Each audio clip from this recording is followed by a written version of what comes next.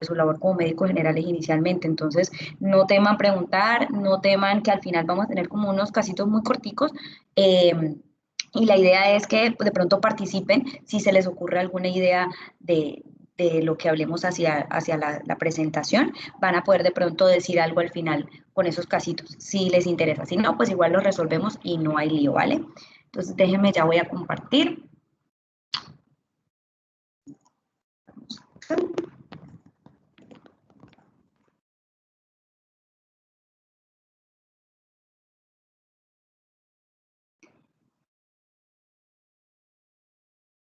Me confirman por favor que se esté viendo bien, que no haya problema y que se vea normal la presentación. Sí, se ve Sí, perfecto. bueno, listo. Entonces, como dice el título, la idea es empezar a hablar de autoinmunidad desde que sospechamos un diagnóstico hasta que solicitamos los laboratorios. Entonces, como primera medida, quiero hacer el énfasis y quiero que eso sea de pronto como lo más importante que le quede a la charla, porque pues van a tener muchísimo tiempo más adelante para estudiar cada laboratorio pues individualmente. Pero la idea es entender que los paraclínicos en cualquier enfermedad, pero vamos a dirigirnos específicamente hacia la autoinmunidad, siempre deben ser pedidos cuando haya una sospecha clínica.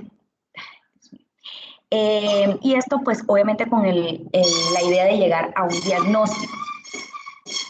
Entonces, no lo vamos a pedir como parte pues, de un tamizaje paraclínico. Cuando se vean enfrentados a esto, van a escuchar siempre que hay un perfil reumatológico que se solicita. Y eso usualmente lo solicitan pues, teniendo en cuenta algunos datos, los pacientes muchas veces lo solicitan por sus propios medios y esto generalmente va acompañado de que no tengan ningún síntoma. Justificar eso tendrá su razón de ser. Ahorita hablaremos unos puntos en los cuales de pronto solicitar ese mal llamado perfil reumatológico, aun cuando es nuestro paciente al que se lo estamos pidiendo, no tenga ningún síntoma, tendrá, digamos, unas indicaciones. Pero en términos generales, esto no debe ser así. ¿Por qué? Porque va a pasar lo que pasa con muchos exámenes como en otras áreas, que solicitamos un examen, nos sale algo alterado y eso significa que tengamos que hacer más exámenes para corroborar que de pronto fue un error, fue un falso positivo, mala técnica, cualquiera de las situaciones que se pueden llevar a que pues, un resultado nos dé positivo sin necesariamente serlo. Entonces eso va a llevar a que tengamos que hacer una mayor cantidad de exámenes, más costos, más consultas, más ansiedad para el paciente y pues todo esto en realidad no nos va a llevar realmente a nada. Vamos a empezar hablando, ay, no me ya. Vamos a empezar hablando en el entorno de un caso clínico. Esto lo vamos a ver ya desarrollado hacia el final. La idea es que tengan en mente esta paciente, es una mujer de 35 años que acude pues a la consulta con el reumatólogo porque tiene un deseo de concebir un hijo. Tiene un antecedente de haber presentado 2 abortos previos. Es importante mencionar que la edad gestacional de esas 2 pérdidas fue menor de 10 semanas pues su ginecólogo le comentó que pues sería interesante que consultara con el reumatólogo ante ese antecedente antes de volver a intentar pues concebir. Además de eso, a la paciente le preocupaba que como antecedentes familiares tiene una madre que tiene esclerosis sistémica y una hermana que tiene un lupus eritematoso sistémico. Cuando interrogamos a nuestra paciente, ella pues realmente no comenta mayores síntomas. Cuando se le hace una revisión pues exhaustiva dirigida predominantemente a los síntomas que vemos en reumatología, se logra, digamos, obtener que la paciente ha tenido caída del cabello y que ha presentado dolor en ambas rodillas, pero esto ha sido presentado principalmente con la actividad física, ya que nuestra paciente hace como actividad física, hace CrossFit. Cuando le hacemos un examen físico, le encontramos esta imagen, esta es una rodilla, entonces acá vemos el muslo y acá vemos pues la parte de la pierna. Ay, yo pensé que estaba señalando, perdón. Esta pues es una pierna, vemos acá la rodilla, vemos acá el muslo y esta sería la parte pues inferior ya de la pierna. Encontramos esto que es una livedo reticularis. Obviamente encontrando esto, preguntamos o interrogamos ya activamente a la paciente sobre una presencia de un fenómeno de Raynaud, la cual la paciente pues niega además de esto fatiga o algunos episodios de haber presentado trombos en algún momento a lo largo de su vida. La idea es que aquí nos quedemos con este caso y empecemos a plantear en ese momento y en esa historia clínica que estamos viendo qué paraclínicos le solicitaríamos a esa paciente antes de pues, enviarla con otro especialista en el caso de que la vean ustedes inicialmente. Entonces, como primera medida vamos a definir autoinmunidad. Autoinmunidad es la respuesta inmune que vamos a tener contra nuestro mismo sistema y que se manifiesta clínicamente como un grupo de enfermedades que es complejo, es bastante heterogéneo y en conjunto pues se van a denominar como enfermedades autoinmunes. Como les digo, algunas van a ser órgano-específicas como esta que es la miastenia gravis, en la que se producen pues autoanticuerpos en esta zona y solamente pues afecta la parte muscular. Y otras van a ser sistémicas, como por ejemplo el lupus eritematoso sistémico, como su propio nombre lo indica, y que puede afectar uno, dos o más órganos a la vez, no siempre tienen que ser los mismos. En general, todas estas enfermedades comparten es que activan el sistema inmune adaptativo y eso lleva a que se produzcan autoanticuerpos y enfermedades que generalmente son de origen poligénico. Eso de pronto es la dificultad muchas veces en lograr el control de estas enfermedades porque son múltiples los genes que están involucrados en la expresión pues, de una sola enfermedad. Van a estar la mayoría presentes pues, en cualquier edad, pero la mayoría debutan durante las edades más jóvenes. Y aparte de todo, tienen una predilección en su mayoría estas enfermedades por el género femenino, sin descartar obviamente que algunos hombres podrán presentarlas, entonces siempre de todas formas las debemos tener presentes. Teniendo en cuenta esto, podemos decir que aproximadamente el 5% de la población mundial puede verse afectada en algún punto de la vida por alguna de estas enfermedades. La más frecuente es la enfermedad tiroidea, dentro de estas pues la enfermedad de Graves y la tiroiditis de Hashimoto.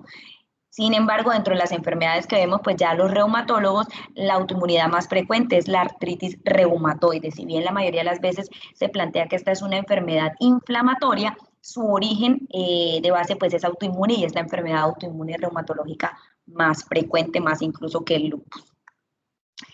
La mayoría de estas enfermedades se interrelacionan o resultan pues más bien de la interrelación de la presencia de ciertos factores genéticos, como les dije, generalmente poligénicos, y la presencia de ciertos factores ambientales. Además, pues también la presencia de factores epigenéticos y obviamente pues los factores inmunológicos. El hecho de conocer esta, digamos, esta interrelación entre todos estos factores ha llevado a ver que también se pueda desarrollar, digamos, en diferentes etapas.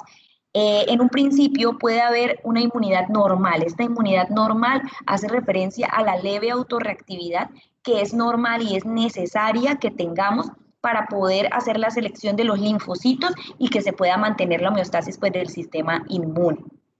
Después de esto se puede pasar a una autorreactividad que sea intermedia y se puede considerar benigna. En este punto, digamos, se producen anticuerpos.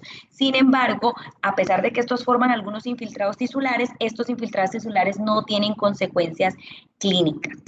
Puede llevarse hasta una autoinmunidad patogénica y que ahí es cuando ya los pacientes pues empezamos a verlos en la clínica. Y esta se va a asociar ya directamente a una lesión inmunomediada que finalmente pues la que va a llevar a que se presenten las manifestaciones clínicas. El enfoque actual está aquí, hacia la autoinmunidad patogénica. Pero la idea es pasar de eso a esto, a estar, digamos, vigilantes ante la presencia de una autoinmunidad de forma más temprana. El diagnóstico de una condición autoinmune siempre se va a basar pues, en la presencia de esas alteraciones, como les comentaba, del sistema inmune adaptativo y la presencia pues, de esos anticuerpos, autoanticuerpos autorreactivos. Sin embargo, vamos a tener en cuenta que hay otras enfermedades que expresan unas características clínicas muy similares a las que se presentan en la autoinmunidad. Aparte de todo, estos tipos de enfermedades, que generalmente son las enfermedades autoinflamatorias, comparten con las enfermedades autoinmunes el hecho de que activan crónicamente el sistema inmune. Y eso es lo que conlleva pues a la presentación a modo de inflamación y esta inflamación es la que es deleteria para los tejidos, ocasionando pues su daño usualmente también irreparable. En este caso, siempre vamos a ver que las enfermedades autoinflamatorias no van a presentar positividad de anticuerpos y la mayoría de ellas también se caracterizan porque a diferencia de las enfermedades autoinmunes, estas son generalmente monogénicas.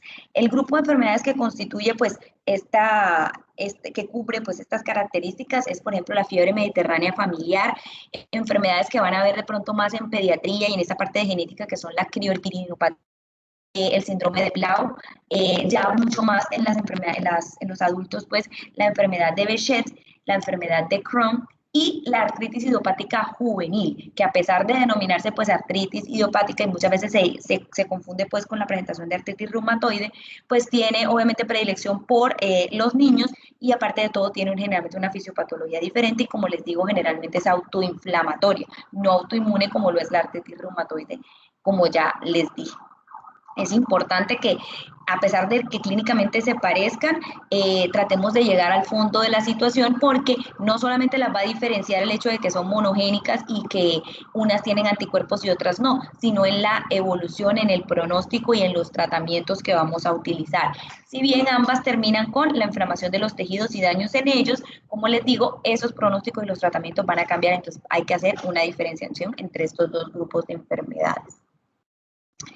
Entonces, para esclarecer, digamos, ese panorama diagnóstico, vamos a apoyarnos en dos grupos de paraclínicos principales, las pruebas generales y ya los autoanticuerpos. Generalmente los paraclínicos generales los utilizamos como apoyo en la sospecha pues, más inicial e incluso estos pueden ser, digamos, extrapolados a la búsqueda de una recaída clínica en los pacientes pues, que ya tengan una enfermedad autoinmune diagnosticada.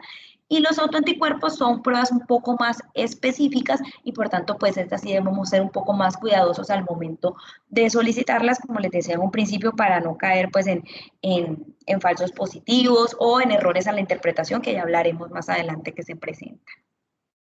Dentro de las pruebas generales, la BCG, este paraclínico está basado principalmente en lo que es la concentración de proteínas séricas, por ejemplo el fibrinógeno, y las interacciones que estas proteínas séricas tienen con los glóbulos rojos. La sedimentación globular se va a basar en 3 etapas, estas que vemos acá. La primera es una etapa de hemaglutinación, en donde los hematíes tienen pues la tendencia de formar agregados en pilas de monedas, como vemos estos acá, se van agregando de a poco, y finalmente se sedimentan de una forma muy lenta, por lo que son los que van a determinar pues la velocidad de todo este proceso.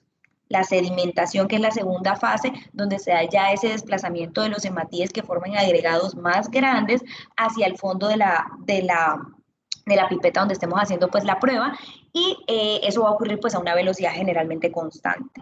Y ya la fase final, que es la interpretación pues de ese acúmulo o depósito de eritrocitos en el fondo. Lo que yo voy a medir realmente es los milímetros de plasma que quedan en la parte superior y eso lo voy a extrapolar a un número que yo voy a interpretar como la velocidad de sedimentación globular. Los niveles normales, digamos, yo puedo predecir ese valor normal que debe tener mi paciente sería la edad en años y en el caso de esto, pues sobre 2, en el caso de que fueran mujeres, a esa edad en años se le debe sumar el número 10 y eso pues dividirlo finalmente entre 2. Hay factores, y hay que tener eso muy importante, que nos van a afectar este examen. Este examen se afecta desde factores externos, como por ejemplo que el bacteriólogo dejó el examen allí, fue a hacer otras cosas, regresó, se demoró en hacer la medición y ya realmente el reporte no nos va a servir mucho porque puede alterarlo, hacer que la medición pues de un valor pues alterado, hasta factores ya pues que son intrínsecos a los pacientes, por ejemplo la edad, los pacientes mayores van a tener valores mucho más elevados usualmente, las mujeres, si ven, pues obviamente hay que aumentarle 10 a ellas, entonces obviamente los valores van a ser mucho mayores generalmente, en el embarazo va a dar valores más altos, la anemia puede ocasionar también valores pues mucho más altos que afecten pues la precipitación, porque como les dije, eso está basado en la concentración de proteínas y la interacción que hacen pues con los glóbulos rojos. Factores que ocasionan pues la disminución, la leucocitosis extrema, los casos de policitemia, tubos de BCG que sean cortos, cuando van a hacer la medición no se haga pues en el tubo adecuado y pues todo esto nos va a afectar. Entonces al ser realmente una prueba muy delicada pues de realizar, debemos hacerla pues también en el entorno adecuado y siempre pues en un laboratorio digamos confiable. No es una prueba diagnóstica realmente, es mucho más útil en los casos de seguimientos de algunas enfermedades, por ejemplo, como la polimialgia reumática, que es una enfermedad pues, que vemos también en los pacientes adultos mayores, en los cuales va a haber un dolor articular que generalmente se asocia pues, más a la musculatura axial, más hacia los hombros y hacia la pelvis, y en ellos lo que hay es un proceso inflamatorio. Esa inflamación se ve medida por niveles de BCG mucho más elevados de lo que se esperan de por sí ya en los ancianos. Y en el seguimiento también, y estos valores, perdón, se normalizan una vez el tratamiento es instaurado. El tratamiento de la polimialgia reumática son los esteroides, generalmente a dosis muy bajas, y con solo dosis muy bajas ya el siguiente control de BCG da mucho menor y usualmente se ve directamente relacionado con la mejoría clínica del paciente. En la artritis reumatoide, por ejemplo, vamos a hacer seguimientos con BCG para evaluar pues el grado de inflamación que estos pacientes presentan. Dentro de las pruebas generales también se encuentra la PCR. La PCR hace parte de un grupo de exámenes denominados las pentraxinas. Estas pentraxinas se producen a nivel hepático, principalmente inducidas por la interleuquina 6. Se produce un aumento generalmente rápido y que desciende pues muy rápidamente por la vida media corta que esta molécula tiene. Los niveles normales generalmente son de menos de 0.5 miligramos por decilitro. Acá subrayé el miligramos por decilitro y de aquí en adelante quiero que siempre que vean una PCR vean la medida, pues la unidad de medición, porque muchos laboratorios la miden en gramos por decilitro y no en miligramos por decilitro. Resulta que el paciente nos trae dos exámenes, uno que se hizo hace 3 meses y otro que se hizo ahora, y resulta que yo los interpreto como si hubiera descendido, como si hubiera aumentado, pero yo no me fijo en la unidad de medida. Entonces, obviamente va a afectar la interpretación. Regálenme un segundo y le quito la pelotica al perro. Un momentico.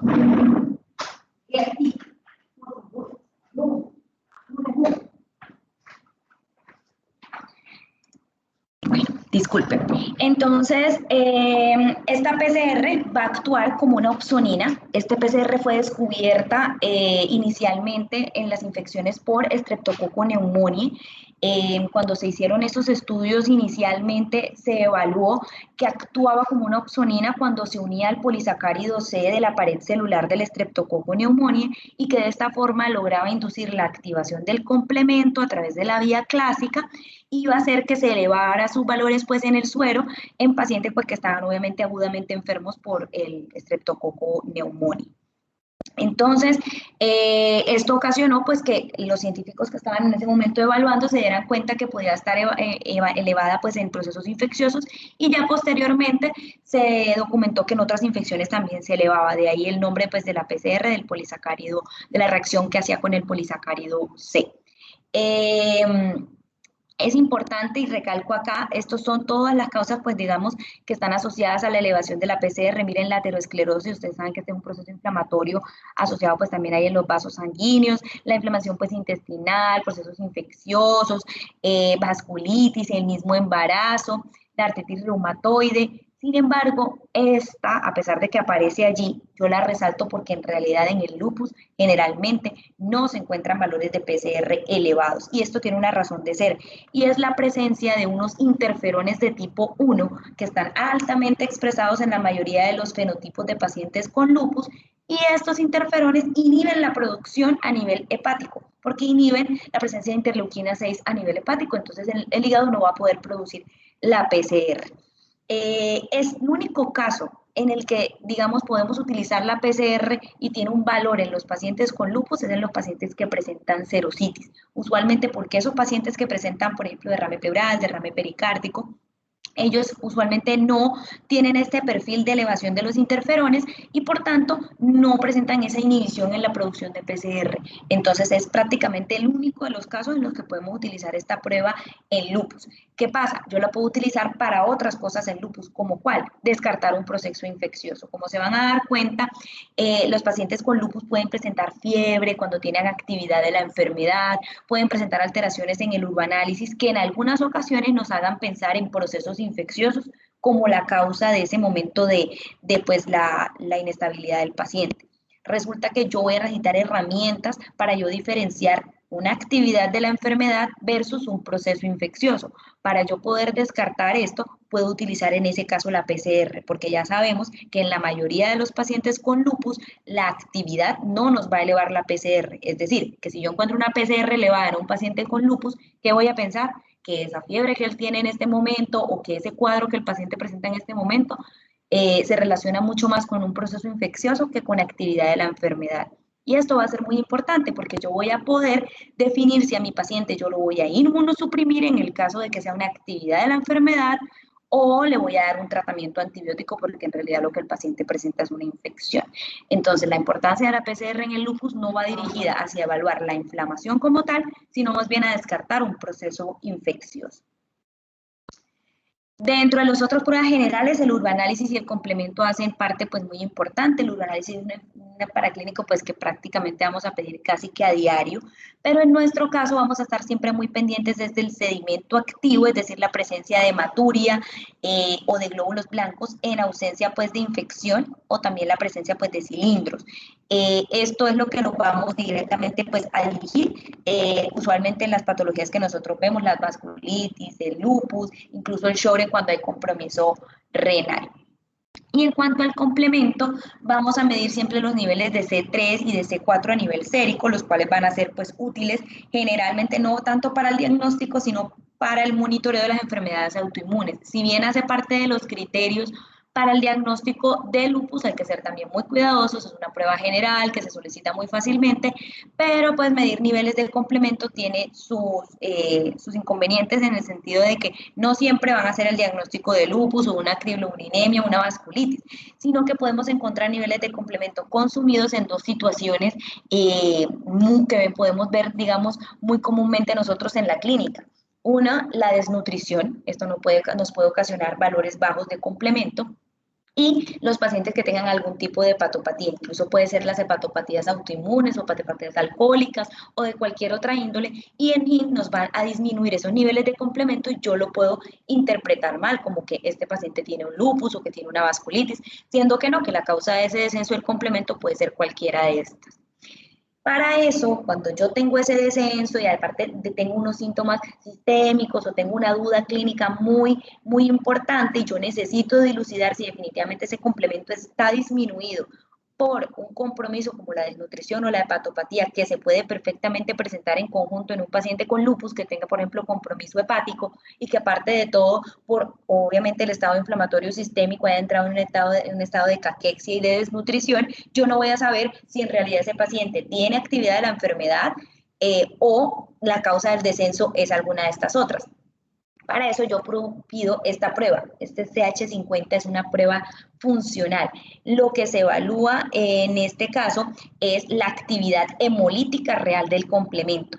Esto es importante porque algunos de estos pacientes no solamente tienen descenso del complemento por la desnutrición, por la hepatopatía, sino hay otra causa que no quise, pues, digamos, dejar acá marcada porque realmente es complejo, pero se las voy a mencionar para que la tengan en cuenta y es el hecho de tener esto de predominio o pues de causa genética. Hay pacientes que tienen un complemento C3 o C4 disminuido de forma crónica y que no tiene nada que ver con la actividad de su enfermedad. Es por eso que es importante ver siempre estos exámenes a la luz de si tenemos exámenes anteriores o conocemos el antecedente del paciente, porque hay pacientes que crónicamente tienen estos niveles de complemento consumidos y en ese momento están clínicamente perfectos, no tienen ninguna clínica.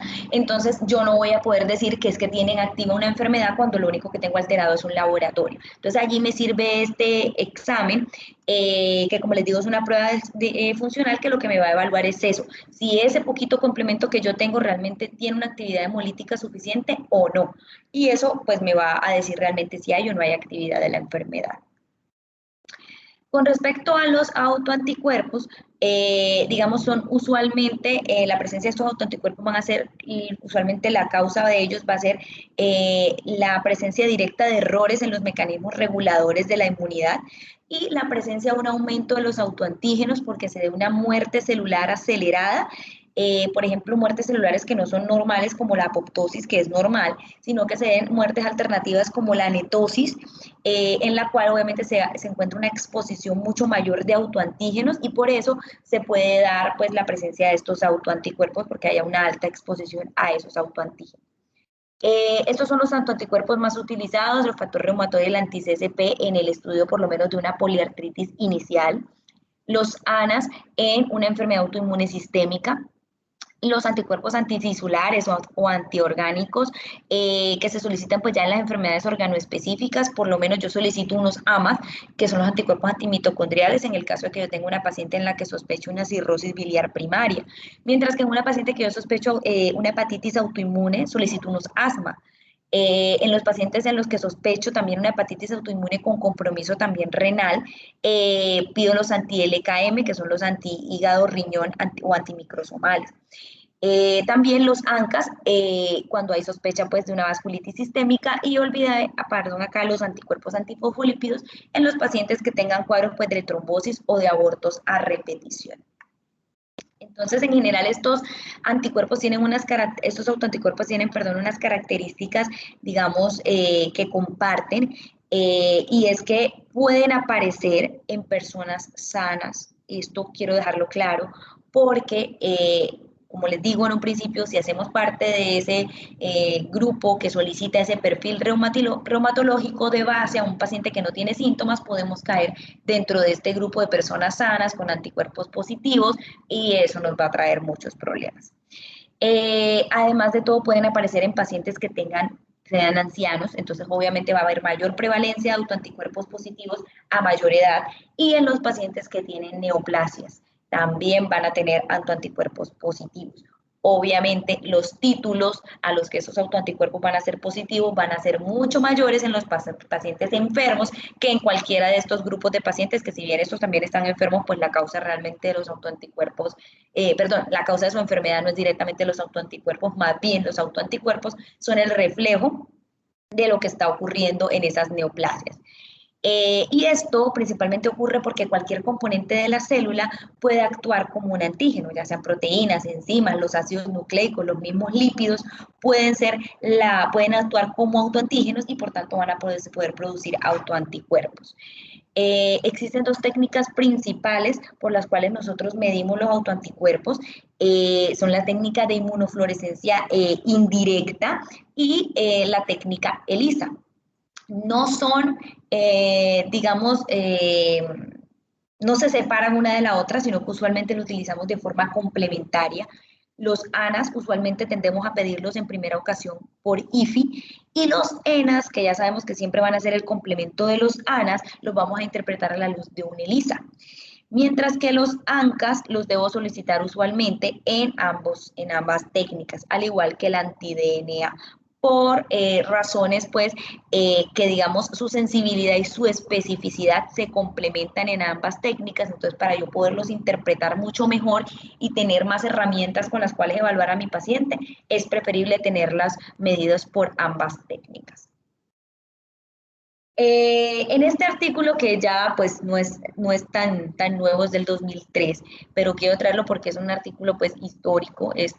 Digamos, la referencia del artículo sería muy chévere que pudieran en algún momento leerlo, pero es un artículo en el cual esta investigadora, Melissa Arbuckle, se encargó de demostrar que los autoanticuerpos pueden incluso estar también muchos años presentes en los pacientes, muchos años antes de que se desarrolle la enfermedad.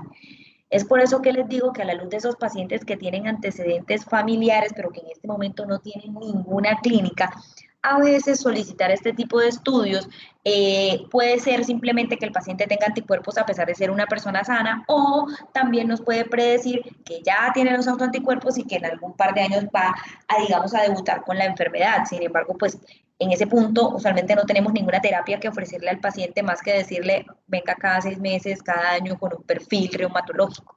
Entonces, ¿qué va a pasar? La ansiedad de ese paciente, cualquier síntoma va a ser, digamos, estresante para él. Es cierto que los pacientes también deben estar enterados de sus riesgos y de cuáles son los síntomas que deben interpretar, pero pues en nuestro medio es bastante complejo eso, y muchas veces eso genera más bien ansiedad más que realmente ser algo útil esa interpretación. Pero este estudio lo hicieron en Estados Unidos. Fue fácil para ellos hacerlo porque a las Fuerzas Armadas de los Estados Unidos, a todas las personas que trabajan con ellos, les hacen exámenes seriados, y ellos guardan esas muestras de suero, siempre las tienen congeladas. Entonces, esta autora lo que se encargó fue de idearse un plan para tomar esas pruebas de muchos años antes de pacientes que hoy en día, pues en ese momento, en 2003, antesito de eso, eran diagnosticados con alguna enfermedad autoinmune. ¿Y qué hizo ella? Tomó y analizó los sueros de estos pacientes hasta 10 años antes de que se les hiciera el diagnóstico de la enfermedad autoinmune. Varias enfermedades, lupus, Sjögren, síndrome antifosfolípido, artritis reumatoide, evaluó muchas enfermedades. ¿Y qué pasó? Este estudio pues en específico fue sobre lupus, pero ella lo hizo esa misma técnica en varias enfermedades. En cuanto al lupus, ¿qué descubrió ella? Que estos pacientes podían presentar una detección positiva de alguno de los anticuerpos, por lo menos los ANAS, hasta 9.2 años antes de hacer un diagnóstico clínico de la enfermedad. En ese momento, digamos a 9 años antes, la persona estaba intacta, no había ni siquiera consultado, pero tenían sus muestras guardadas, reservadas allí. Cuando ella las fue a analizar, encontró a los 9.2 años todavía positividad de estos anticuerpos, más lejos no, pero más cerca obviamente se iban aumentando generalmente los títulos. Lo mismo pasó con los anti-RO, con los anti-DNA, con el anti-SM, con múltiples de estos anticuerpos. Entonces, por eso es que les digo que es importante tener en cuenta que no siempre estos nos van a hablar directamente de que haya pues la enfermedad activa, porque ella pues los logró encontrar aun cuando en ese momento no había signos clínicos de actividad de la enfermedad. Los anticuerpos tienen mecanismos por los cuales realmente son patológicos para nosotros, porque si no, pues serían simplemente moléculas que estarían circulando. ¿Por qué mecanismos ellos actúan? Por fijación directa con el receptor antigénico y por esa fijación activan o inhiben ciertas vías de señalización que hacen que estas células se comporten de una u otra manera.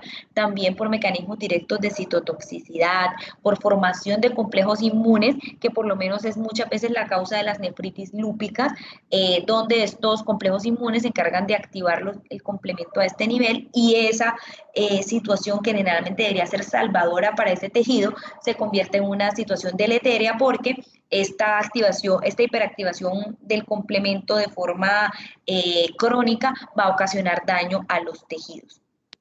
También por medio de interacción con moléculas extracelulares y por medio de la neutralización de las funciones de algunas proteínas.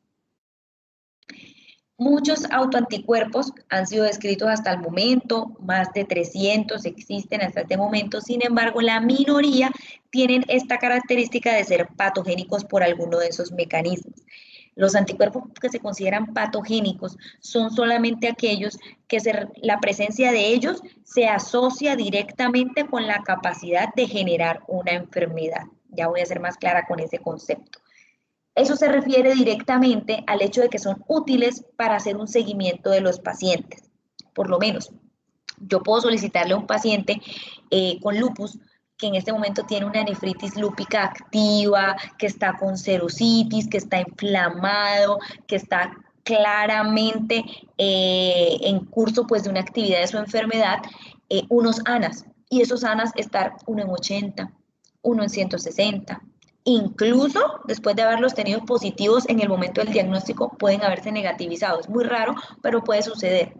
Y yo no voy a poder interpretar que esa positividad o negatividad de los ANAS se asocie directamente con la actividad de la enfermedad, porque la presencia o no de los ANAS no es lo que me va a determinar que en ese momento la enfermedad esté activa. Sin embargo, si en mi paciente con lupus yo le solicito, y nefritis lúpica, le solicito unos niveles de anti-DNA, este usualmente va a estar muy elevado.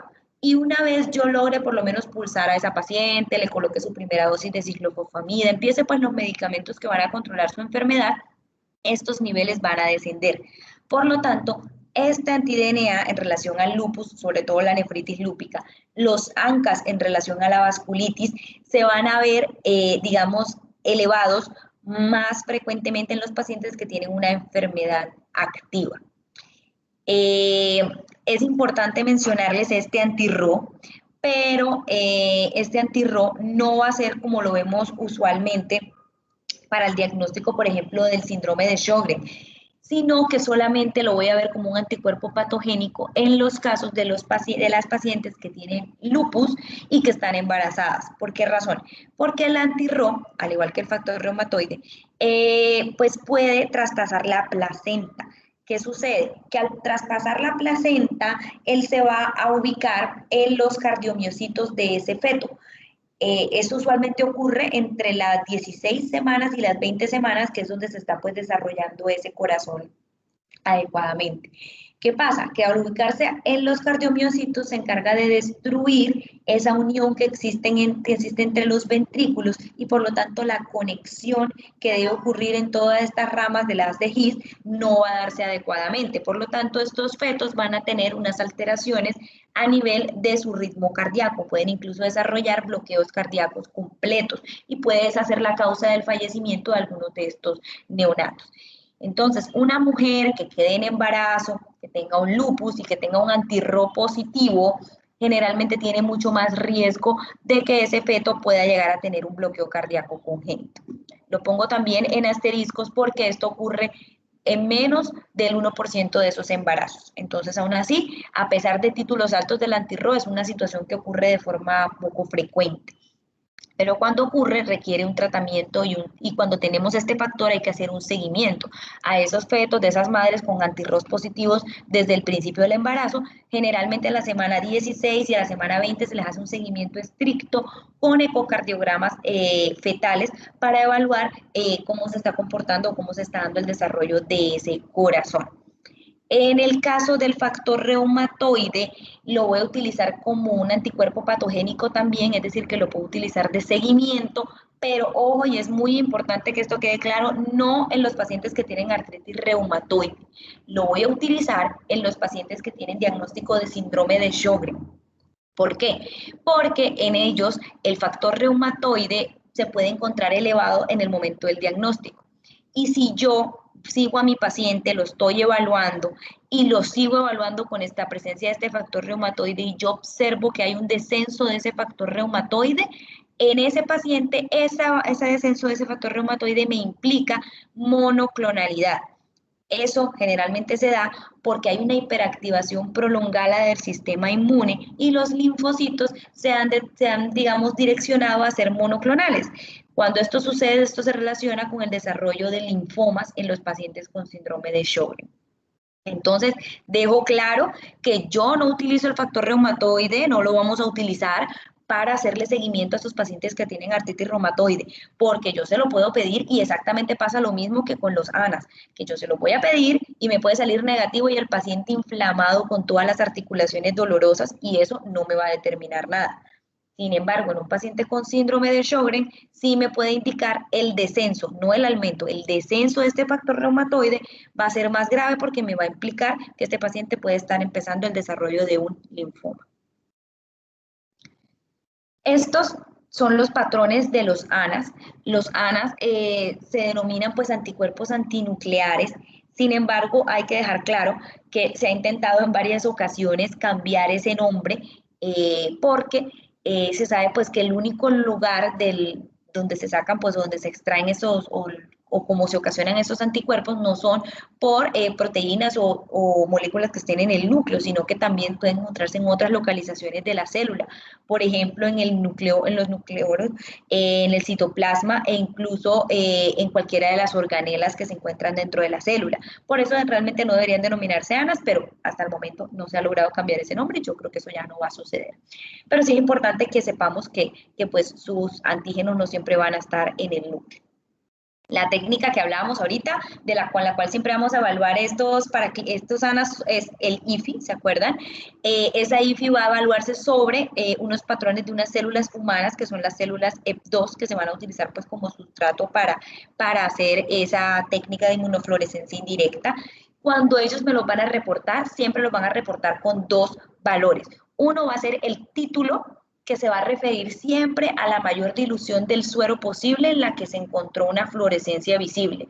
Es decir, si un paciente me tiene unos ANAS positivos de 1 en 5.600, quiere decir que ese paciente tiene unos títulos mucho más elevados que un paciente que tiene unos títulos de 1 en 80, que es casi que el mínimo de detección para la mayoría de los laboratorios, aunque hay algunos que reportan hasta 1 en 40.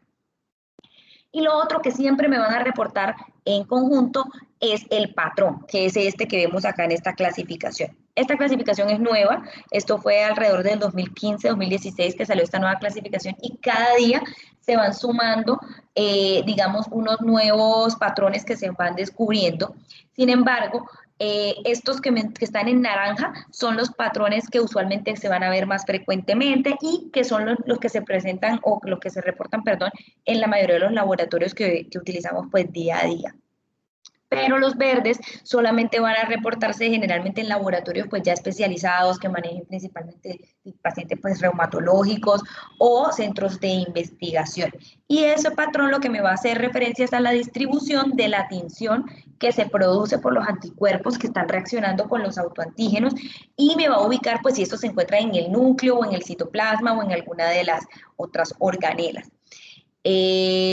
La nueva forma, pues, de describir esos patrones o esos ANAs que son negativos no es colocar ANAs negativos, sino este patrón les reportan AC0. Entonces, cuando a ustedes les salga este patrón de AC0, saben que es que esos ANAs no salieron positivos a ningún título.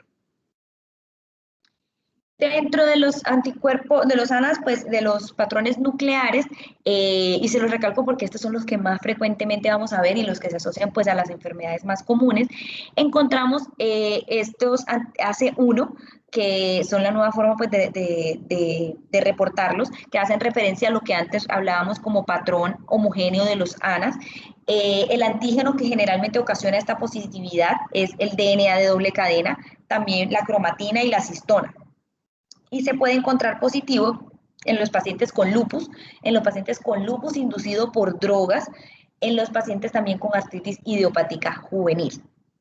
Este otro patrón, que es el AC2, que se relaciona con el nombre que antes conocíamos como moteado fino denso, este patrón es muy importante conocerlo porque lo vamos a poder encontrar positivo ante la presencia de un antígeno, que es este DFS70. Si bien hoy en día no lo van a encontrar reportado en la mayoría de los laboratorios o no van a poder hacer este anti-DFS70 porque todavía no está, digamos, generalizado, sí probablemente de aquí a unos años se va a hacer de forma muy común.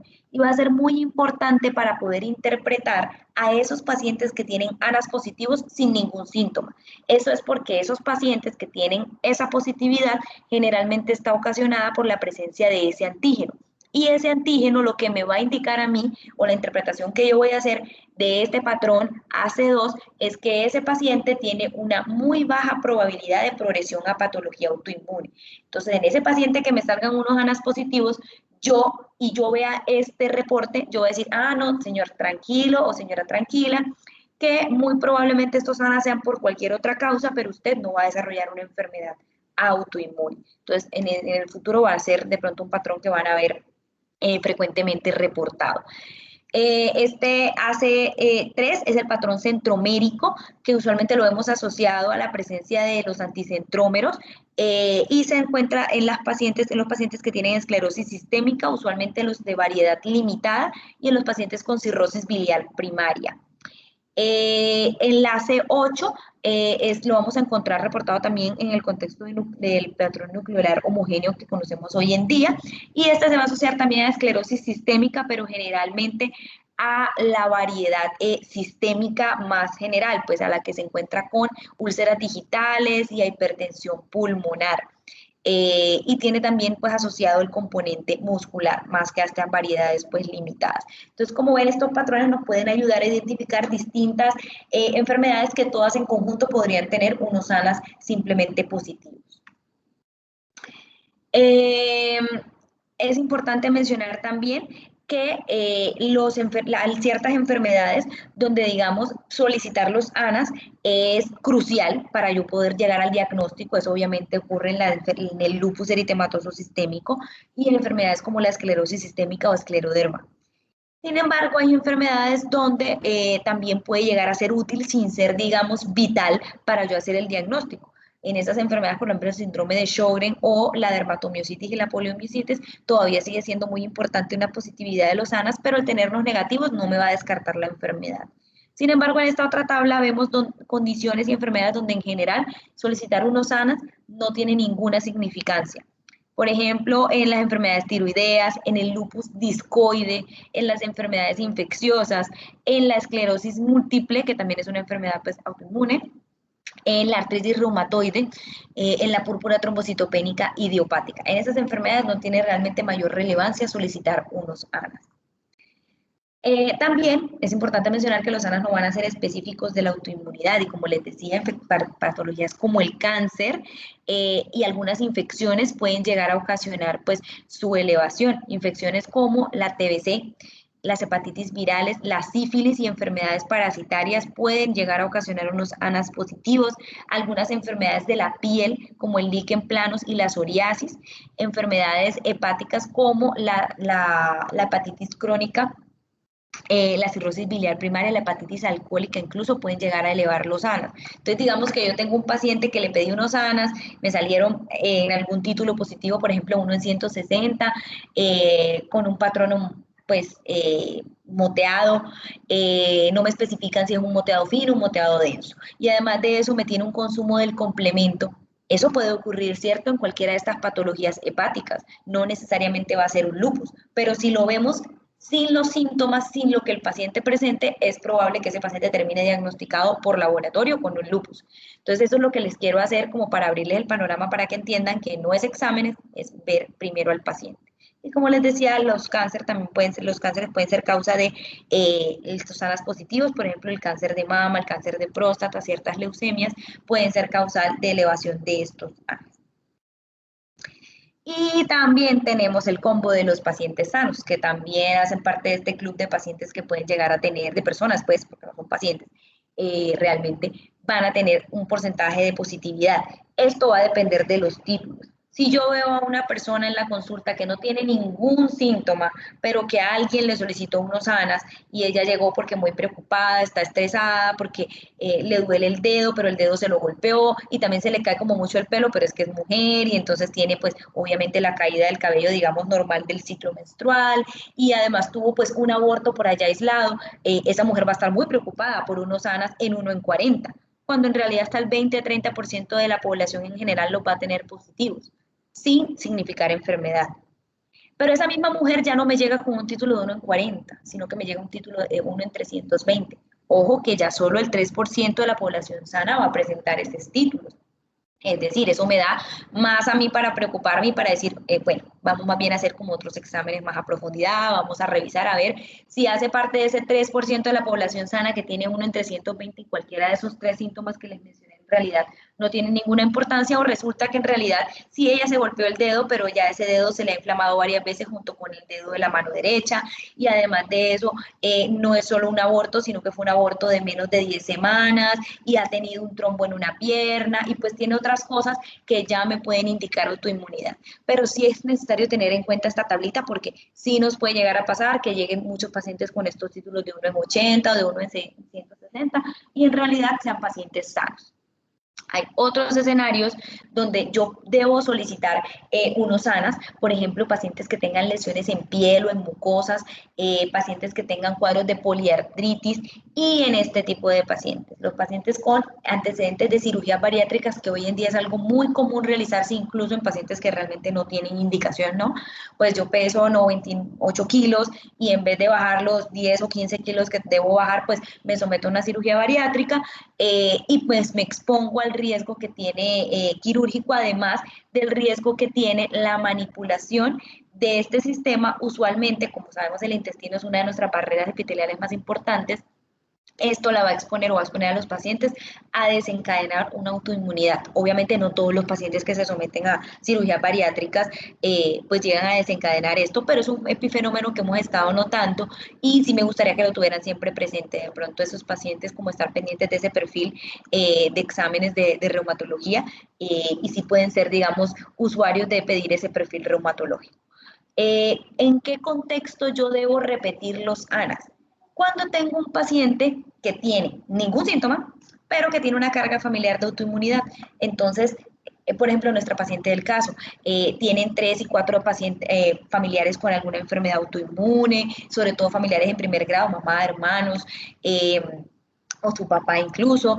Eso es muy importante y ahí sí se hace necesario cada cierto tiempo de pronto estar vigilando a estos pacientes porque como ya vimos pueden llegar a tener anticuerpos positivos en algún punto y eso nos puede, digamos, servir para empezar tratamientos tempranos. También en los pacientes que tienen antecedente de SAF y de síndrome de Sjögren primario. ¿Por qué? Porque estos poco frecuente. Estas dos enfermedades generalmente se asocian a lupus. Entonces es muy importante que si bien debuten en un principio como un SAP o como un síndrome de Sjögren por tener síntomas secos, yo debo estar vigilante ante que estos pacientes en realidad no sean un SAP o un síndrome de Sjögren primario, sino que sean secundarios a un lupus. Pero quiero dejar acá muy claro que en los pacientes con lupus, ustedes cuando tengan una urgencia y les llega un paciente que ya dice, hola, yo tengo lupus, pero hoy vengo porque me siento muy mal, no le vayan a pedir unos ANAS, por favor, porque así le salgan de 0, de 1 en 40 o le salgan de 1 en 5.600, yo no lo voy a interpretar para nada. No nos van a servir absolutamente para nada.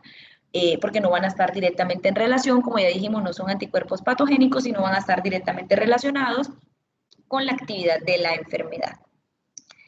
Con respecto a los anti-DNA, son inmunoglobulinas que están dirigidas contra el DNA de cadena sencilla o el DNA de doble cadena. Los del doble cadena son pues los más específicos para lupus. Se solicitan generalmente en pacientes que tengan nefritis lúpica, neurolupus y el compromiso hepático por lupus. Como les decía ahorita también, el uso se debe hacer en al menos 2 técnicas para determinar pues su positividad. Esto porque como vemos acá tienen sensibilidades y especificidades diferentes, por tanto digamos se complementan. Como vemos la sensibilidad más baja la tiene IFI, pero tiene la especificidad más alta. Mientras que el ELISA tiene una buena especificidad y tiene una mejor sensibilidad que IFI. Van a ver que en la mayoría de la clínica vamos a pedir siempre ELISA e IFI, no FAR, porque es una técnica que requiere exponer por el uso de radiación a la persona que hace esa técnica. Entonces, pues como que si es un examen que pedimos tan frecuentemente, no se hace necesario y podemos, y aparte que este FAR generalmente no está disponible en la mayoría de los laboratorios comunes, entonces pues se solicita ELISA e IFI, las dos, ya saben que deben pedir las dos.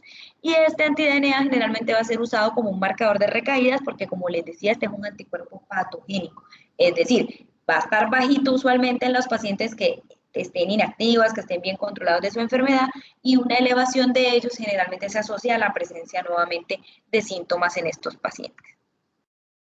Los ENAS son exámenes complementarios a los ANAS, nos ayudan a discriminar entre las enfermedades, entre las diferentes enfermedades autoinmunes, además de usar un patrón que como hablábamos ahorita, generalmente los patrones con los que nos reportan los ANAS ya nos pueden ir como guiando hacia ciertas enfermedades, eso pues no es 100% relacionado y el patrón puede verse afectado sobre todo cuando hay pacientes que tienen 2 y 3 enfermedades porque la poliautoinmunidad también es frecuente.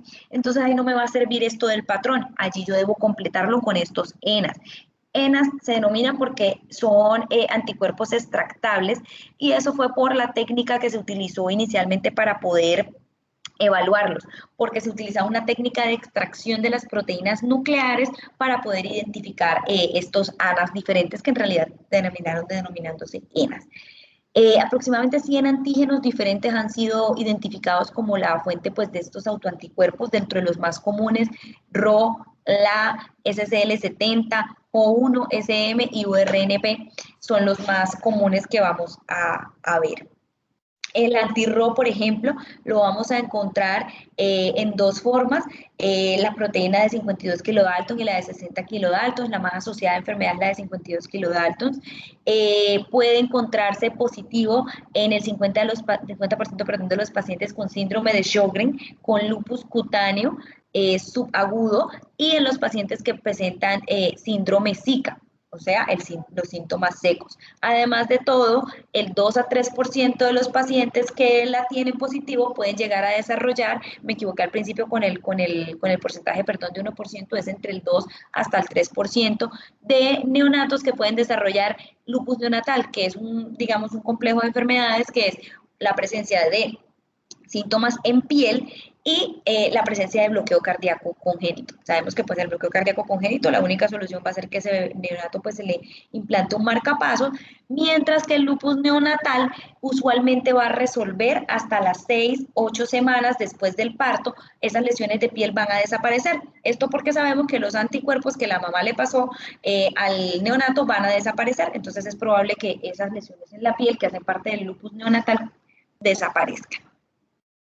En cuanto al anti-LA, usualmente se encuentra digamos, en conjunto con el anti-Rho positivo. Es raro encontrar el anti-La positivo teniendo un anti-Rho negativo, y se encuentra positivo hasta en el 25% de los pacientes con Sjögren.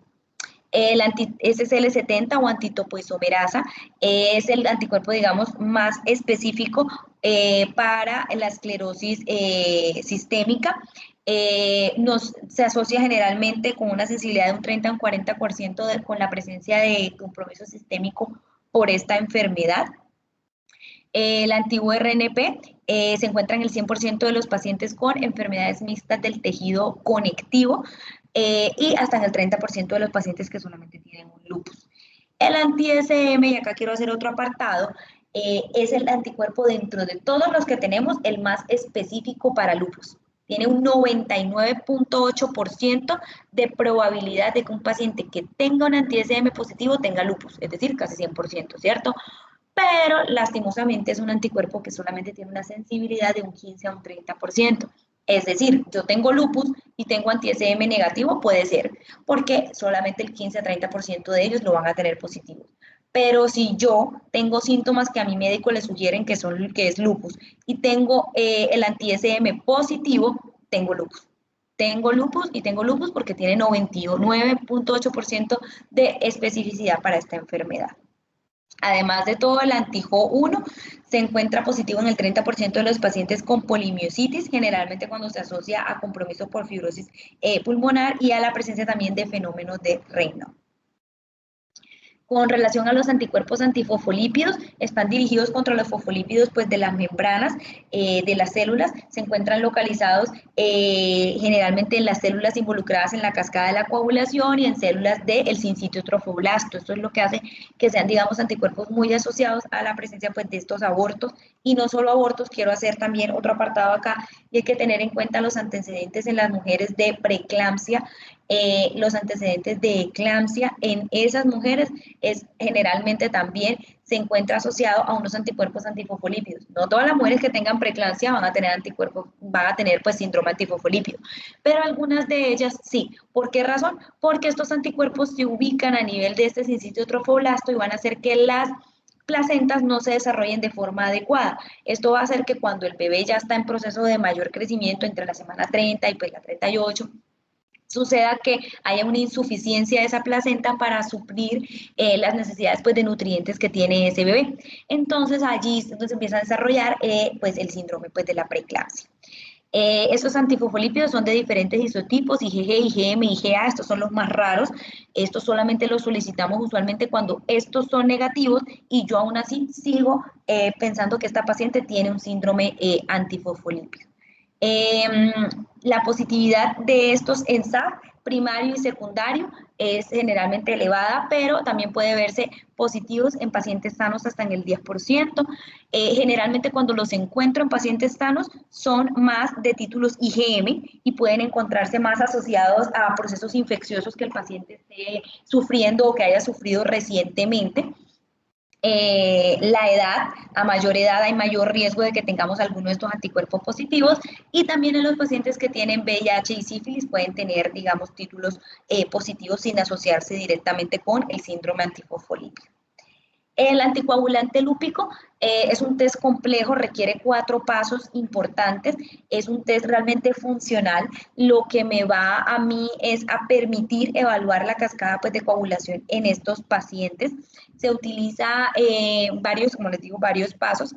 La idea es primero documentar que hay un test de coagulación dependiente de fosfolípidos que sea positivo, que no se dé una corrección con el plasma pobre en plaquetas, y eso me demuestra pues que hay un inhibidor presente en esa sangre, que hay una corrección después sí con un plasma rico en plaquetas, y un paso final que se hace para excluir pues que hayan otros inhibidores que no estén asociados pues al síndrome antifosfolípido.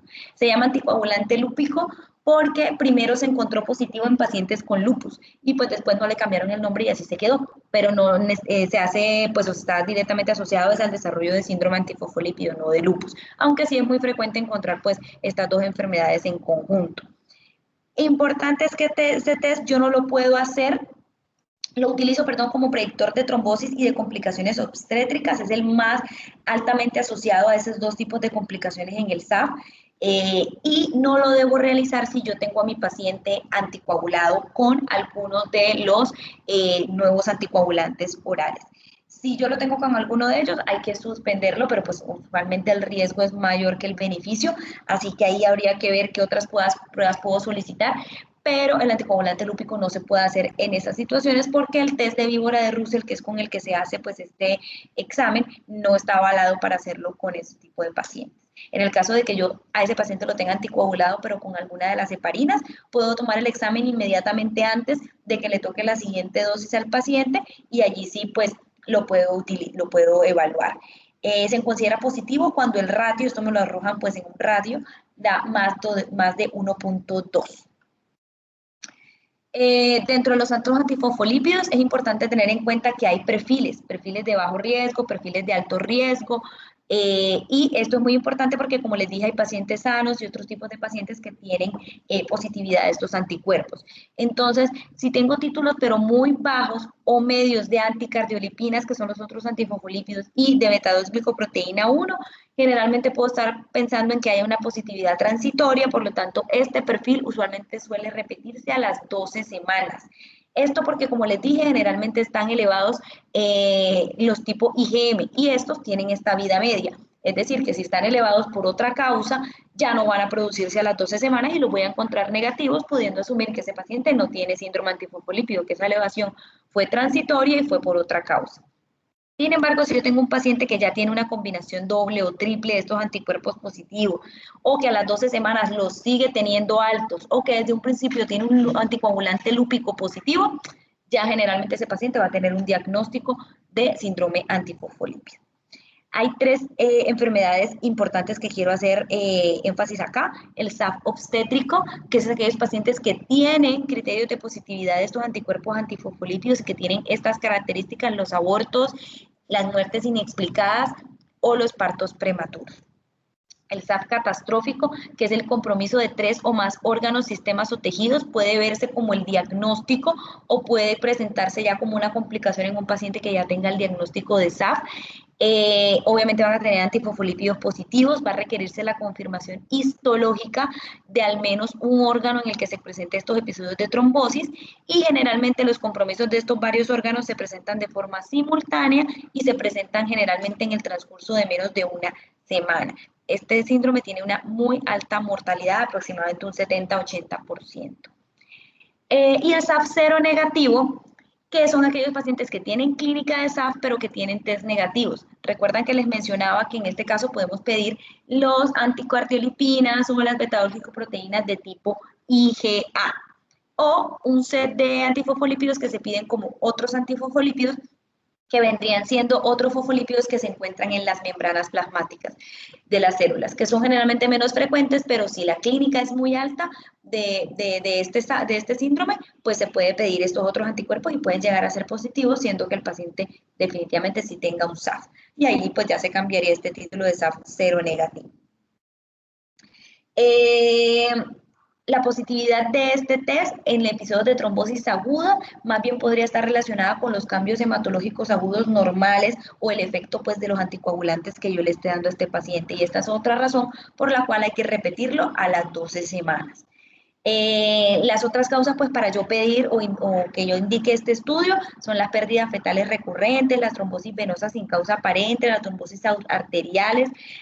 Todos los pacientes que tienen lupus, yo voy a tener que pedirle un perfil de SAF hoy y controlarlo en algún punto. Realmente no hay una guía que me diga cada cuánto yo pedirle un perfil de SAF a un paciente que tiene lupus, pero en el caso de que sea mujer, por lo menos debo repetirlo cuando esa paciente quiera tener un embarazo, porque obviamente ya vimos todo el compromiso que puede tener esta paciente con síndrome antifosfolípidos en los embarazos, entonces sería bueno conocer nuevamente ese perfil. Si ya lo tiene positivo, ya yo sé que es positivo, pero si yo se lo he hecho en otras ocasiones a ese paciente y es negativo, y va a volver a embarazarse, sería ideal que yo en esa paciente vuelva y pida un perfil de antifosfolípidos antes de quedar en embarazo. Y también puede ser parte pues del hallazgo incidental de la prolongación de TPT en pacientes que sean asintomáticos. Entonces, pacientes con coagulopatías o con enfermedades hepáticas también pueden llegar a dar un falso positivo pues anticoagulante lupídico, pero no los otros antifosfolípidos. En esto, lo que quiero traerles esta tabla es una de las guías que nos recalca pues la positividad de pedir este perfil de fosfolípidos en los pacientes que tengan lupus. Además de eso, pedir siempre pues el perfil de anti-RO previamente al embarazo también en estas pacientes, porque ya vimos el riesgo pues del bloqueo cardíaco congénito y de lupus neonatal. Entonces sería chévere pues que pudiéramos estar pendientes a esos pacientes. El factor reumatoide es una técnica de aglutinación látex, también se hace por ELISA o por quimioluminiscencia, y sabemos pues que este test pues, generalmente lo vamos a tener positivo en los pacientes con artritis reumatoide. Las hay de diferentes isoformas, la IgA, IgE, IgD e IgG. La más frecuente solicitada es la IgM, pero la IgA la vamos a ver más elevada en pacientes que tengan erosiones óseas y vasculitis, y la IgG en pacientes que tengan compromiso monoarticular. Las causas para su elevación generalmente pues va a ser la artritis reumatoide, el síndrome de Sjögren primario, la sífilis, la TBC, y también podemos encontrarlas en el 30% de los pacientes sanos. Cuando ya se presentan en títulos más altos, más de 50 unidades internacionales por mililitro, va a estar asociado más al desarrollo de artritis reumatoide, y a títulos muchos más altos, generalmente se va a asociar con formas más agresivas. Quiero dejar claro esto que estoy diciendo porque no es que los títulos directamente me van a asociar a la severidad de la enfermedad, pero sí podemos en algunos casos verlo asociado. No es que si tiene un título mínimo, entonces esa artritis reumatoide es súper leve. No, generalmente va a ser así. ¿Cuándo lo voy a solicitar? Cuando tengo artritis inflamatorias tempranas, cuando sospecho artritis reumatoide directamente, siempre antes de iniciar tratamientos con rituximab. ¿Se acuerdan que hablamos ahorita de que un cambio, una variación en este título de factor reumatoide va a estar asociado al desarrollo probablemente de algún tipo de linfoma? Entonces, antes de utilizar este tipo de tratamientos que van a tener una incidencia en estas enfermedades, es importante conocer el perfil de factor reumatoide de ese paciente. En el síndrome Zika, porque va a estar asociado al desarrollo del síndrome de Sjögren, y en los casos de poliartritis crónicas, en los casos de pediatría. También podemos llegar a tenerlo, como les dije, transitoriamente positivo en estas enfermedades infecciosas, entonces hay que tenerlo en cuenta en sífilis, tuberculosis y hepatitis C. Los anti-CCP son consecuencia pues, de un proceso que se llama citrulinación. La citrulinación es una modificación posttransduccional, o sea, una modificación epigenética que ocurre usualmente en las personas expuestas por lo menos al humo de cigarrillo, y que ocurre también en enfermedades infecciosas periodontales como las enfermedades por Porphyromonas gingivalis. Esta es una bacteria que se encarga a nivel de la boca, de la cavidad oral, de realizar esta modificación posttransduccional de citrulinación, y puede estar asociada a la producción de estos anticuerpos anti-CCP y por tanto al desarrollo de artritis reumatoide. Los títulos no están directamente relacionados con la actividad, es decir, yo no lo voy a pedir como un anticuerpo patogénico cada 3 meses pues para ver cómo le está la actividad a mi paciente, no, pero sí unos títulos muy altos desde el principio van a estar asociados a mayor severidad porque se asocian directamente a la progresión radiológica con presencia de grandes erosiones en estos pacientes. Predice hasta en el 70-90% la artritis indiferenciada, es decir, ese paciente que no le hemos encontrado cuál es la causa de la artritis, le pedimos un anti-CCP positivo y eso va a decir con 70-90% de probabilidad que es una AR. Y también en el 30% de los reumatismos palindrómicos. En el 15% de los pacientes puede estar asociado al desarrollo de escleroderma. Y también se va a ver asociado a la respuesta o a la predicción de respuesta al metotrexato. Usualmente los pacientes con títulos más elevados, mayor severidad y mayor compromiso radiológico van a responder mucho menos a este tipo de medicamentos. Y finalmente, pues con respecto a los ANCAs, son anticuerpos dirigidos contra los antígenos presentes en los gránulos del citoplasma de los neutrófilos y de los monocitos, que son esta meloperoxidasa y la PR3, que es la proteinasa 3. Están asociados o pueden verse positivos, con una sensibilidad del 95% y una especificidad del 90% en aquellos pacientes que tienen clínica. Si la clínica no es de vasculitis, generalmente van a tener una más baja sensibilidad que del 95%.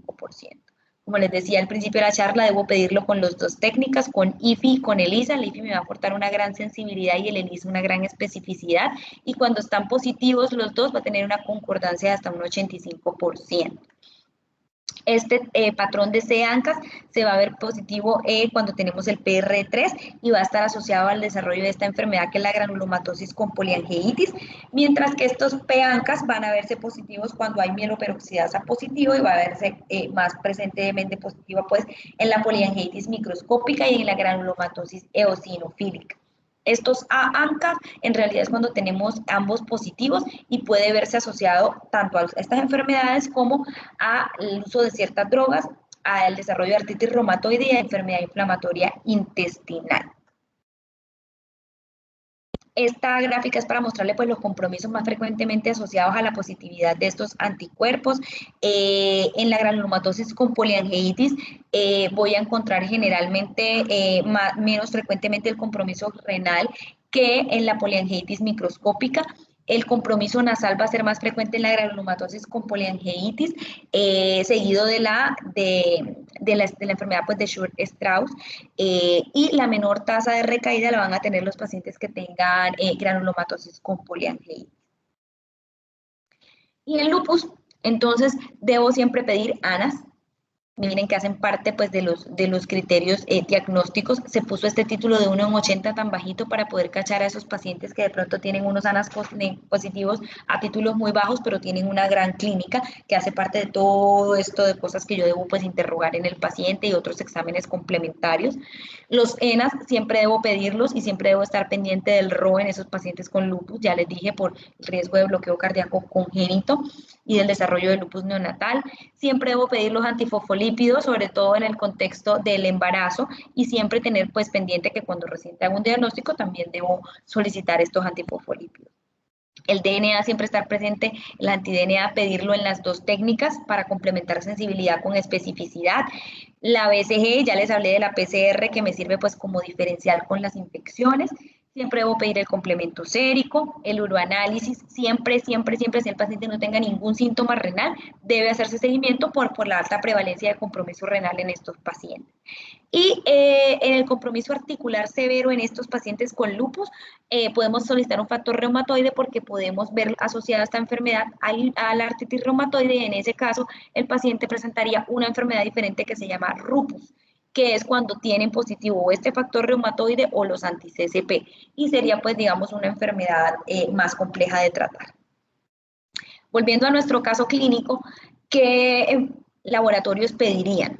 Aquí me gustaría de pronto que, de pronto si alguien se lanza y diga cualquiera si quiere participar.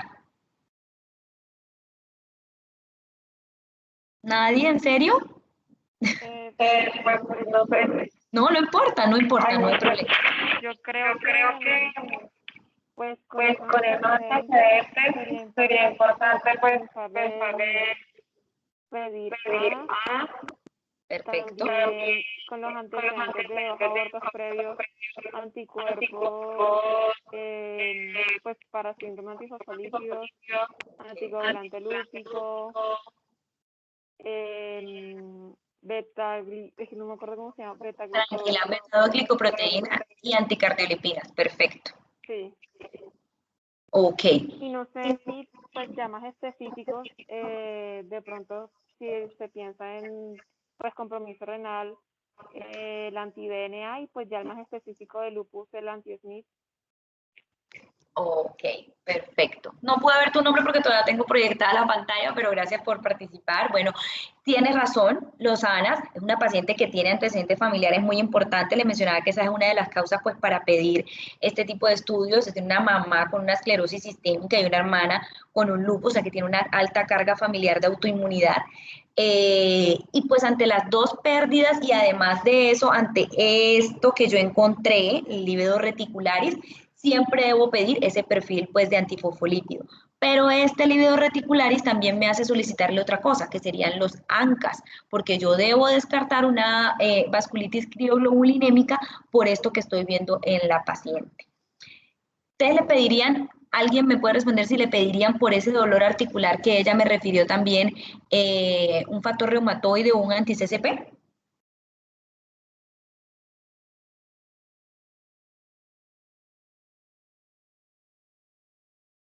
¿A alguien, por favor? Alguien diga sí o diga no, ni siquiera les voy a preguntar por qué. Yo Yo no se diría lo que sí. pediría. ¿Sí lo pedirías? Bueno, la idea es que tengamos en cuenta que pedir factor reumatoide y anti-CCP debe ser mucho más dirigido a un cuadro inflamatorio. Pero a veces estos cuadros son difíciles de interrogar porque el paciente sí, yo me lo vi hinchadito, pero no sé qué es hinchadito, pero está como más gordito, en fin. Si en el examen físico que ustedes hacen encuentran claros signos pues, de que hay sinovitis, es decir, eso está rojo, caliente, muy doloroso, listo, pedirlo de una. Si no, pueden hacer una vigilancia y decirle al paciente siempre, hombre, cuando te lo veas hinchado, tómense una foto, porque estos son cuadros que a veces son poliartritis que van, vienen, resuelven al principio espontáneamente o con cualquier ibuprofeno que el paciente se tome, entonces ahí sí nos diría, vamos a pedir el factor reumatoide. Pero digamos, en esta paciente en un principio, de pronto no, por lo que la paciente realmente refiere que es más cuando hace pues esa actividad física, es un dolor en las rodillas, que no es una articulación generalmente comprometida en la artritis reumatoide. Pero pues en esos otros casos no estaría descabellado pedirlo. Y lo último es que en esta paciente que tiene, esta madre, perdón, que tiene el antecedente de esclerosis sistémica, cuando yo le pida esos ANAS a mi paciente, sería muy importante estar pendiente de ese patrón de los ANAS si me llegan a salir positivos. El encontrar un patrón nucleolar homogéneo me obligaría a mí pedirle a esta paciente un anti-SSL70, porque tiene una alta probabilidad por la carga familiar de esclerosis sistémica y pues porque ella tendría unos ANAS con un patrón que me indicarían altamente un riesgo de esclerosis sistémica. Y por último, Ahora una pregunta. claro, no hay problema, dime. Por ejemplo, si los anticuerpos salen muy, muy elevados, eso nos habla de cómo se puede comportar a futuro la enfermedad. ¿Cuáles En anticuerpos? lupus. En lupus, por ejemplo, no sé, un anti-SNID o un anti-DNA, pues que nos hable de cómo pues va a ser el pronóstico del riñón, por ejemplo. Ah, bueno. Entonces, acuérdate lo que hablábamos ahorita de anticuerpos patogénicos. Los ANAS pueden salir en 10.000 millones, que eso no me va a decir si el lupus es más severo o es un lupus allí pues más leve.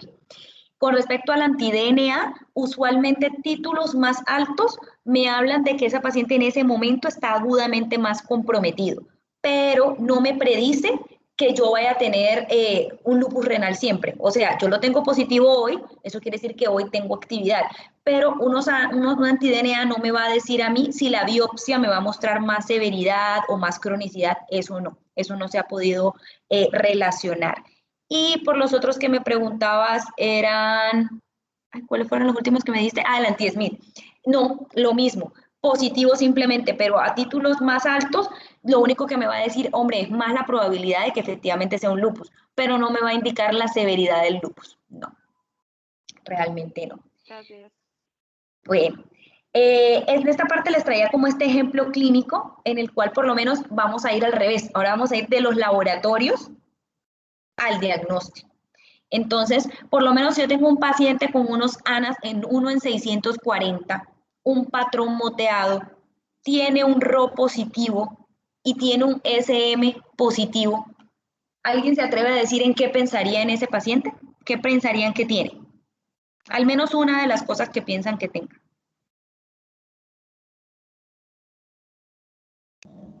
¿Síndrome de secos? Sí, perfecto. Entonces, en este paciente podría ser un lupus, porque tiene los ANAS y tiene el anti-SM. Ojo, acuérdense, 99.8% de probabilidad, esa paciente tiene un lupus.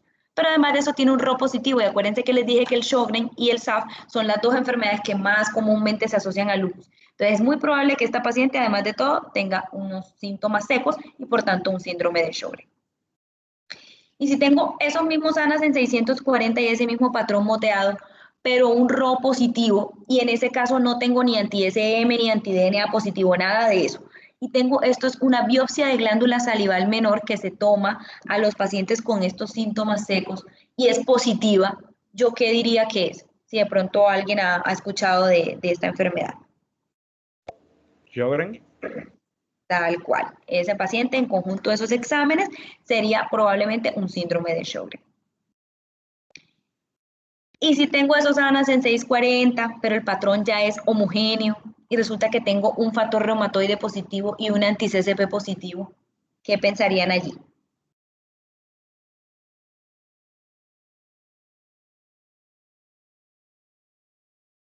Bueno, en ese caso pensaríamos en una artritis.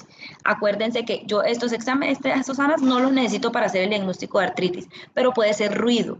¿Por qué? Por ese ruido, porque son de estos tipos de exámenes que tendemos a solicitarle a todos los pacientes que me vengan con cualquier cosa y resulta que me confunden. Pero ese paciente probablemente lo que tenía era articulaciones claramente inflamadas, mucho dolor, y con esto yo podía hacer el diagnóstico de artritis. Pero nos pusieron este examen que de pronto nos puede llegar a confundir, será un lupus, será esto, será lo otro.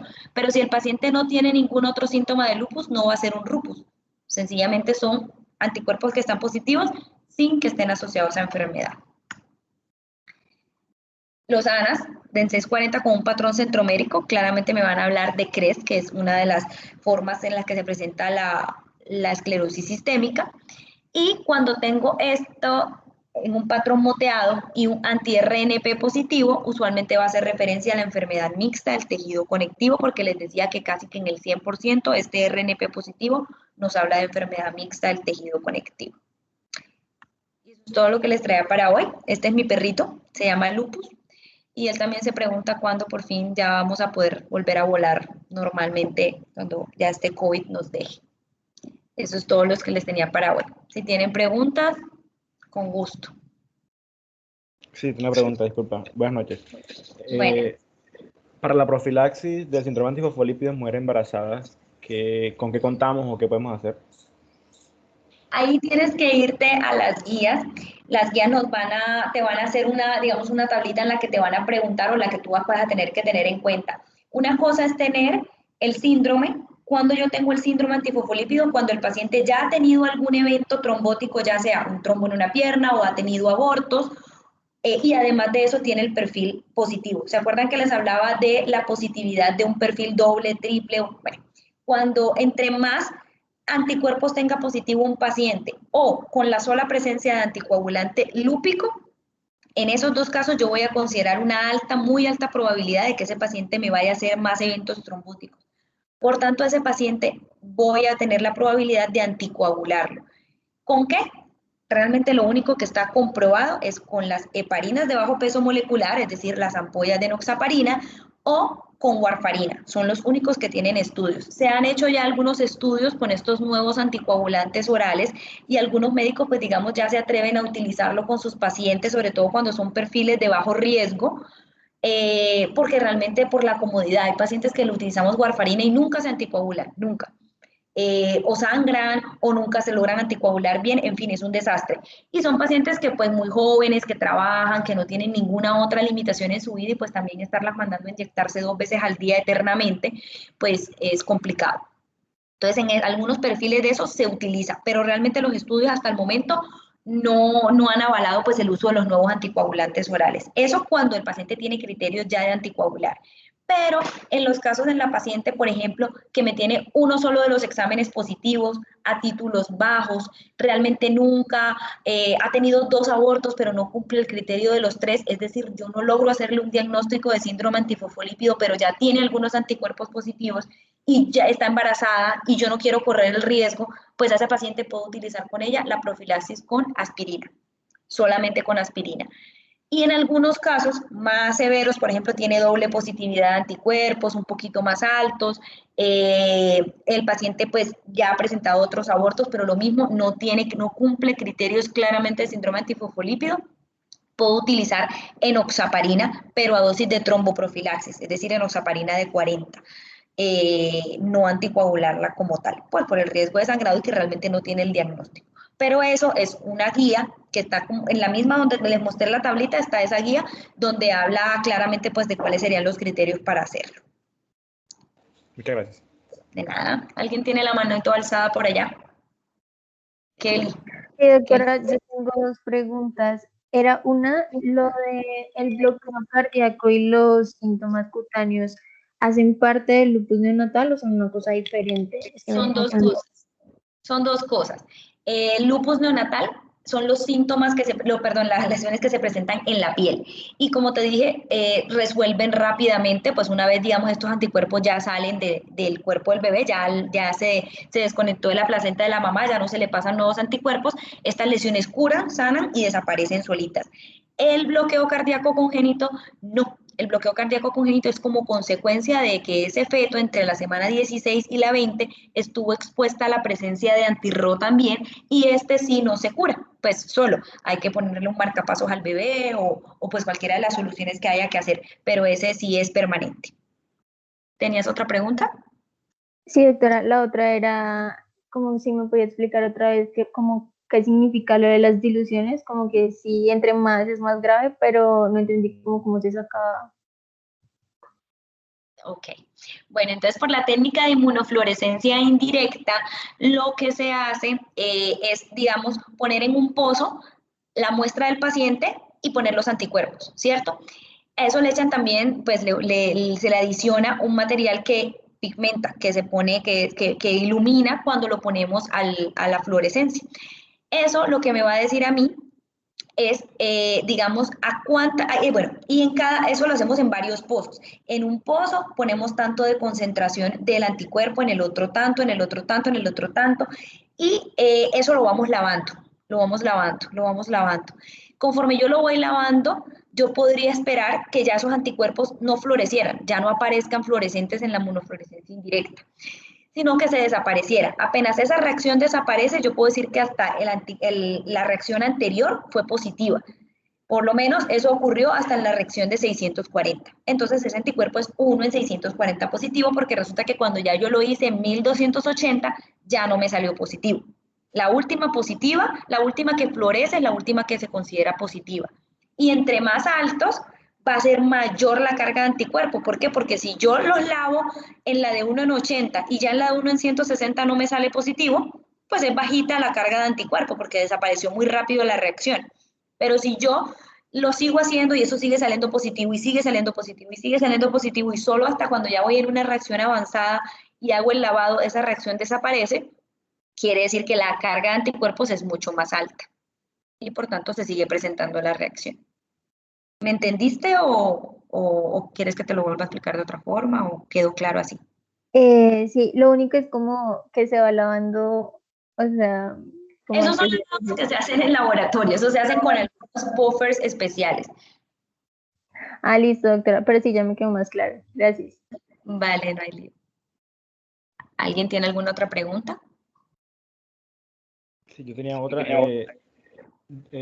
Digamos, en la fisiopatología de la preeclampsia se involucran ciertos factores inmunes. Pues yo quería saber si, digamos, estos pacientes de todas estas enfermedades autoinmunes que cursan con cierta difusión pues, de su sistema inmune, valga la redundancia, puede existir cierta predisposición a padecer pues, esta patología, la preeclampsia. Digamos que las pacientes que tienen síndrome antifosfolípido, por lo que te explicaba, pueden llegar a tener más riesgo de desarrollar preeclampsia, porque te hablaba de que estos antifosfolípidos se ubicarían a nivel aquí del sincitio trofoblasto y actuarían contra las células que allí se encuentran. Al actuar contra ellas, impedirían que se formara adecuadamente toda la vasculatura que se debe formar adecuadamente en esa placenta y eso pues elevaría las presiones a este nivel, sobre todo cuando ya digamos la placenta se encuentra en su máximo momento en el que debe suplir altas cantidades de nutrientes porque ya el bebé es más grande, ya pesa más, ya necesita más nutrientes. Entonces, en esos casos se podrían formar allí coágulos que taparan estas placentas e hicieran pues que obviamente se presentara la preeclampsia, incluso la eclampsia. Pero pues realmente solamente con ellos. Con los pacientes con lupus directamente que tengan más riesgo de preeclampsia, pues no, tienen riesgo de otras complicaciones, obviamente asociadas al embarazo, asociadas a que el lupus se active, pero no directamente de preeclampsia, podría ser más bien de hipertensión. Por ejemplo, si la paciente tiene nefritis lúpica, antes de todo esto probablemente va a ser hipertensa y por tanto va a tener más probabilidad de que tenga presiones altas durante el embarazo e incluso que tenga proteinuria, pero no necesariamente por una preeclampsia, sino por una nefritis lúpica que se esté activando. Entonces, en esos casos hay que saber diferenciar claramente eso y saber pues si realmente esta paciente antes tenía un compromiso renal, porque si es un lupus que nunca tenía nefritis lúpica y que de pronto durante el embarazo me esté debutando con presiones altas y con compromiso renal, podría tratarse de una preeclampsia y no necesariamente de una nefritis lúpica. Entonces eso ahí tienes que ver como todo el componente y no solamente pues como te decía los exámenes. Gracias. Vale. ¿Alguien más? No, doctora, pues agradecerle muchísimo por este espacio y por su tiempo. No, de nada. Cualquier cosa a la orden, ¿vale? Laura tiene mi contacto si necesitan o tienen alguna duda, les puedes pasar mi correo o algo y yo ahí les respondo, ¿vale? Muchas, muchas gracias. Bueno, que estén bien, buena noche. Hasta Buenas luego. noches, gracias. Gracias, doctora. Muchas gracias. Chao.